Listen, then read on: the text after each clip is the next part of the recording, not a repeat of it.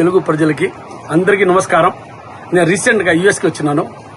అప్పుడు నాకు తెలిసింది జూలై 4వ తేదీన మీ ఇండిపెండెంట్ డే అని చెప్పేసి.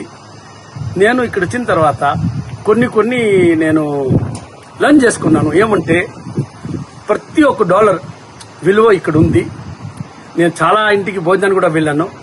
ఆ కల్చర్ ఉంది కదా, మన తెలుగు కల్చరు, అది ఎక్కడ కూడా నాకు మారినట్టనో లేదు, ఈ తెల్లవాళ్ళ స్టైల్కి ఇంకా రాలేదు. అది రాదు కూడా, ఎందుకంటే ఎన్ని సంవత్సరాల నుంచి మీరు ఇక్కడ ఉంటున్నారు. సో ఆ ఫుడ్ కానీ ఆ టేస్ట్ కానీ నాకేమనిపించిందంటే నేనేదో ఆంధ్రాలో ఉన్నాను, అక్కడ తింటున్నాను అనిపించింది. కానీ ఆ ఇల్లు చూస్తే మన ఆంధ్రాలాగా లేదు. సో తెలంగాణ లాగా లేదు. సో చూస్తే వాతావరణం చూస్తే కొంచెం ఫారెన్నే ఉంది ఆ క్లైమేట్. కానీ నేను ఇక్కడ ఉన్నాను, ఎల్ఏలో ఉన్నాను. సో ఇది రికార్డింగ్ చేసేది కూడా ఎల్ఏలోనే చేస్తున్నాము.